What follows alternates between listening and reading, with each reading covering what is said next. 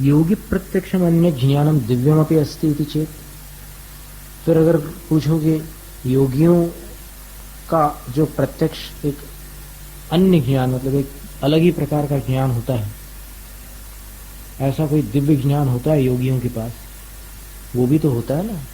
तो आचार्य कहते हैं कि न तस्य प्रत्यक्षत्वम, उसको प्रत्यक्ष नहीं मान सकते आप। क्यों नहीं मान सकते? क्योंकि अब वो आंख बंद करके एकदम अपने मन में कुछ भी जान लेते कहाँ क्या हो रहा है, ऐसा तुम मानते हो। और उसको प्रत्यक्ष क्यों नहीं मान सकते? क्योंकि तुम ही बोलते हो कि इंद्रियों से जो, आंखों से जो देखा हुआ है वो प्रत्यक्ष, तो फिर आंख बंद करके देखा हुआ है उसको प्रत्यक्ष कैसे कह सकते हो? इंद्रिय निमित्ता भावात, क्योंकि वो योगी प्रत्यक्ष जो है एक दिव्य ज्ञान, वो इंद्रियों के निमित्त के अभाव में जानता है। अक्षम अक्षम प्रति यद वर्तते तत्प्रत्यक्षम इति अभ्योगमात्। और फिर तुमने ये भी स्वीकार किया है कि जो प्रत्येक इंद्रियों में वर्तता है वो अक्ष, यानी इंद्रिय लिया तुमने, और हमने अक्ष का अर्थ आत्मा लिया। तो इंद्रियों के सहारे जो जानता है वो प्रत्यक्ष है, ऐसा तुमने स्वीकार किया। किंच सर्वज्ञत्वा भाव प्रतिज्ञा निर्वाह। और अगर योगी प्रत्यक्ष मानोगे तो फिर सर्वज्ञ पने का भी अभाव होगा, और तुम्हारी प्रतिज्ञा माने जो तुम पहले बोल आए हो कि इंद्रियों से जो जाना जाता है वो एक प्रत्यक्ष होता है, इसकी भी हानि होगी। अस्य योगिनो ये ज्ञानम तत् प्रत्यर्थ वशवर्ती वा स्यात् अनेकार्थग्राही वा। अब हम ये पूछते हैं कि इन योगी के पास, जिनके पास तुम बोलते हो कि दिव्य योगी प्रत्यक्ष नाम का ज्ञान है, उनका जो ज्ञान है वो क्या एक एक पदार्थ के वशवर्ती होता है अथवा अनेक पदार्थों को ग्रहण करने वाला होता है? ये हमारा प्रश्न है। यदि प्रत्यर्थ वशवर्ती, यदि एक पदार्थ को जानने वाला होता है, माने एक के बाद दूसरे को, दूसरे के बाद तीसरे को, तो सर्वज्ञत्वम अस्य नास्ति योगी है। तो फिर बोले कि इन योगी के पास सर्वज्ञपना हो नहीं सकता। एक के बाद दूसरे को जाने, तो दूसरे जिसको नहीं जाना था अभी तक, तो उतना तो अज्ञान रहा, तो उतना अज्ञान होगा तो फिर सर्वज्ञ कहाँ रहा?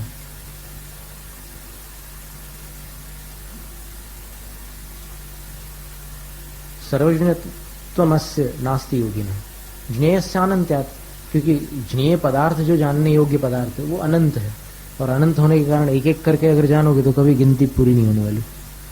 वो अनंत है पदार्थ, तो कब जानेंगे सबको? और अनेकार्थ अनेकार्थक ग्राही।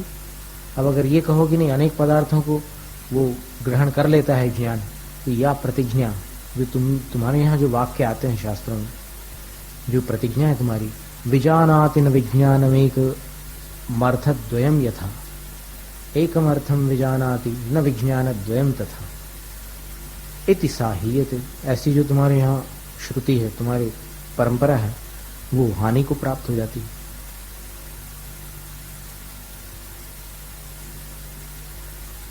जैसे विज्ञान माने अपना ज्ञान, एकम अर्थम विजानाति, एक पदार्थ को जानता है, वैसे दो पदार्थ को नहीं जानता।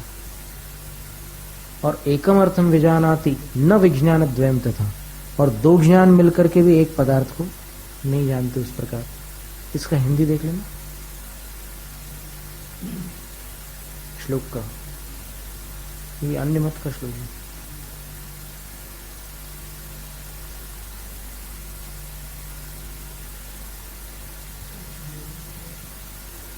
और आगे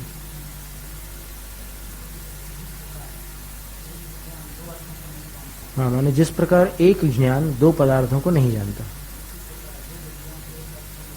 उसी प्रकार दो ज्ञान भी एक पदार्थ को नहीं जानते। ऐसी जो तुम्हारे यहाँ प्रतिज्ञा है, जो श्लोक है तुम्हारा, वो खंडित हो जाएगा अगर तुम ये कहो कि योगी को जो प्रत्यक्ष ज्ञान है, दिव्य ज्ञान, वो अनेक पदार्थों को जानता है। तो एक ज्ञान दो पदार्थों को नहीं जान सकता, तो अनेक को कैसे जान सकता है? तो तुम्हारी बात खंडित होगी। अथवा क्षणिका सर्व संस्कार इति प्रतिज्ञा ही थी, अथवा सर्व संस्कार क्षणिक होते हैं, ऐसी जो प्रतिज्ञा है वो भी हानि को प्राप्त हो जाती है। अनेक क्षणवर्त्येक विज्ञानाभ्युपगमात्, क्योंकि तुमने अनेक क्षणवर्ती एक ज्ञान को स्वीकार कर लिया, जबकि तुम्हारे मत में क्या माना है कि एक ज्ञान एक क्षण का होता है, अगले क्षण कुछ दूसरा हो जाता है, वो नष्ट हो जाता है। अनेकार्थक ग्रहण है क्रमेण, और अनेक पदार्थों का जो ग्रहण होता है वो क्रम से ही हो सकता है। युगपदेवेति चेत, अगर ये कहोगे नहीं एक साथ भी होता है, तो योस्य जन्म क्षण स आत्मलाभार्थ एव, ज्ञान की जो उत्पत्ति का क्षण है वो तो उत्पत्ति का क्षण हुआ, जानने का क्षण कहां हुआ। और लब्धात्म लाभम ही किंचित स्वकार्यम प्रति व्याप्रियते, उत्पन्न हुआ और उत्पन्न होने के बाद ही तो वो फिर अपना काम करेगा। प्रदीप वदिति, जैसे दीपक है वो जलाया तो जब वो प्रज्वलित होगा उसके बाद ही तो प्रकाश फैलेगा। अच्छा, ये कह रहे हैं कि प्रदीप वदिति चेत, बोले कि नहीं, दीपक के समान जैसे ही जलाया वैसे ही प्रकाश फैल गया, वैसे ही ज्ञान उत्पन्न हुआ, वैसे ही जान लिया उसने पदार्थ को एक ही क्षण में। तो फिर बोले कि तस्याप्यनेक क्षण विषयतायाम सत्यामेव प्रकाश्य प्रकाशनाभ्युपगमात्। तो भी बोलते हैं कि वह प्रदीप भी अनेक क्षण विषयक होता है, एक क्षण वाला नहीं होता दीपक। तो उसमें अनेक क्षणवर्तीपना होने पर ही प्रकाश और प्रकाश्यों, जो प्रकाशित होने योग्य पदार्थ है, उनका प्रकाशित करना स्वीकार किया जाता है। विकल्पातीतत्वात् तस्य शून्यता प्रसंगश्च, और भेद रहित होने के कारण उस ज्ञान में, उस प्रमाण में शून्यता का प्रसंग भी आ जाता है। अभिहितो भय प्रकारस्य प्रमाणस्य आदि प्रकार विशेष प्रतिपत्त्यर्थमाह, कहे गए अनेक प्रकार के या दो प्रकार के जो प्रमाण हैं, परोक्ष और प्रत्यक्ष, अभिहित उभय प्रकारस्य, कहे गए दो प्रकार के प्रमाण के आदि प्रकार, प्रथम प्रकार जो परोक्ष प्रमाण है उसके विशेष प्रतिपत्त्यर्थमाह, भेद का प्रतिपादन करने के लिए, कथन करने के लिए आचार्य उमा स्वामी पहले परोक्ष प्रमाण का वर्णन करने के लिए उसका भेद बतलाते हैं। परोक्ष प्रमाण के कितने भेद हैं? दो, मति और श्रुति। तो सबसे पहले मति बतलाते, मति स्मृति संज्ञा चिंताभिनिबोध इत्यनर्थांतरम। मति स्मृति संज्ञा चिंता और अभिनिबोध इति, ये अनर्थांतरम, कोई अर्थांतर नहीं है। अर्थांतर यानी अलग अलग वस्तुएं नहीं है। मति कह लो, स्मृति कह लो, संज्ञा कह लो, चिंता कह लो और अभिनिबोध कह लो, एक ही चीज है। आदावुद्दिष्टम यज् ज्ञानम तस्य पर्याय शब्द एते वेदितव्या। पहले जो कहा गया ज्ञान है, कौन से सूत्र में? ज्ञान का सूत्र कौन सा? 9वां, मति श्रुतावधि मन पर्याय केवलानि ज्ञानम। उसमें जो सबसे पहले कहा गया ज्ञान है, एते तस्य पर्याय शब्द वेदितव्या। ये यहाँ जितने शब्द दिए हैं वो उसके ही पर्यायवादी शब्द, पर्यायवाची शब्द हैं, ऐसा जानना। मति ज्ञानावरण क्षयोपशमांतरंग निमित्त जनितोपयोग विषयत्वात्, क्योंकि मति ज्ञानावरण के क्षयोपशम रूप जो अंतरंग निमित्त से उत्पन्न उपयोग विशेष है, उसका विषय होने के कारण एतेषां श्रुतादिश व प्रवृत्तेश्च, और ये जो यहाँ जितने नाम दिए हुए हैं ये श्रुत आदि में प्रवृत्त नहीं होते। मननम मति, स्मरणम स्मृति, संज्ञानम संज्ञा, चिंतनम चिंता, अभिनिबोधनम अभिनिबोध। ये व्याकरण से बतला दिया। मति किसको कहते हैं? मनन को मति कहते हैं। स्मृति किसको कहते हैं? स्मरण को। संज्ञा किसको कहते हैं? संज्ञान को। चिंता किसको कहते हैं? चिंतन को। और अभिनिबोध किसको कहते हैं? अभिनिबोधन को। इति, इस प्रकार यथा संभव विग्रहांतरम विज्ञेय, यथा संभव विग्रहांतर यानी व्युत्पत्ति है उसकी, वो जान लेना। सत्य भी प्रकृति भेदे रूढ़ी बल लाभात पर्याय शब्दत्वम। यद्यपि मति स्मृति संज्ञा आदि में प्रकृति भेद है, लेकिन फिर भी रूढ़ी के बल का लाभ होने से, अर्थात रूढ़ी में प्रचलित होने से पर्याय शब्दत्व, इनको सबको एक पर्याय के शब्द माना है। यथा इंद्र शक्र पुरंदर, जैसे इंद्र को ही शक्र भी बोलते हैं, पुरंदर भी बोलते हैं।